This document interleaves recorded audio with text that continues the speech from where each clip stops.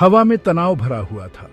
हजारों लड़ाइयों के बोझ तले जमीन कांप रही थी। जमीन खून से लाल हो गई थी, जो भयंकर संघर्ष का भयानक प्रमाण था। यह एक युग का अंत था, अच्छाई और बुराई के बीच अंतिम मुकाबला। वज्रासुर की सेना, जो कभी एक शक्तिशाली लहर थी, अब एक ढलती हुई लहर थी जो अपनी नियति की अडिग चट्टानों से टकरा रही थी। राक्षस राजा ने अपना क्रोध प्रकट किया था।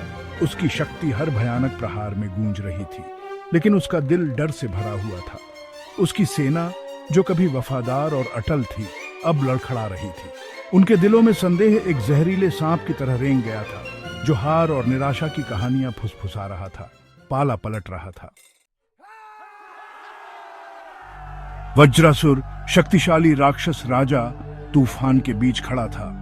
उसका विशाल शरीर, जो कभी अजेय शक्ति का प्रतीक था, अब घायल और जर्जर था। घमंड गायब हो गया था। उसकी जगह एक हताश क्रोध ने ले ली थी, जो उसकी रक्त रंजित आंखों में धधक रहा था। वह दहाड़ा, शुद्ध क्रोध और अवज्ञा की आवाज, जिसने दुनिया की नींव हिला दी।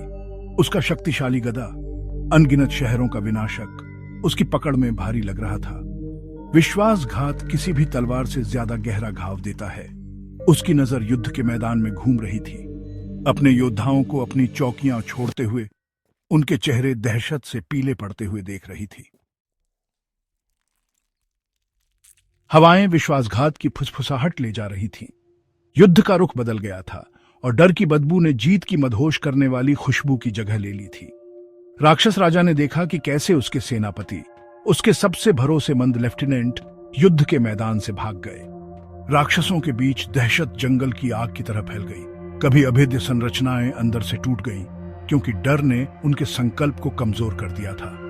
वे अपने राजा का अनुसरण करते हुए रसातल में चले गए थे, लेकिन अब रसातल उन्हें घूर रहा था और यह महिमा से खाली था, केवल विस्मृति से भरा हुआ था। उसके सबसे भरोसेमंद सलाहकार, उसके सहयोगी और यहां तक कि उसका अपना खून भी उसे छोड़कर चला गया था। उसके अकेलेपन का बोझ उस पर किसी पहाड़ से भी भारी पड़ रहा था।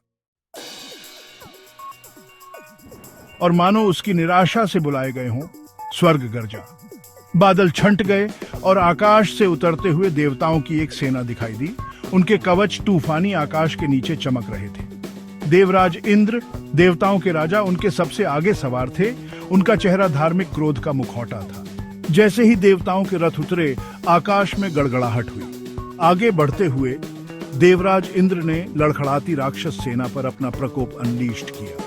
उनका हथियार वज्र दिव्य ऊर्जा से चमक रहा था, धर्मियों के लिए आशा की किरण और दुष्टों के लिए विनाश का संकेत। फिर भी अराजकता और रक्तपात के बीच एक व्यक्ति अलग खड़ा था। भगवान विष्णु, पालनहार, सब कुछ जानने वाली निगाहों से नाटक को देख रहे थे। उनकी आंखों में शांत और गंभीर कोई निर्णय नहीं था, केवल एक अपरिहार्य सत्य की शांत स्वीकृति थी। कर्म का चक्र घूम रहा था और अत्याचार पर बना और अहंकार से प्रेरित वज्रासुर का शासनकाल समाप्त हो रहा था।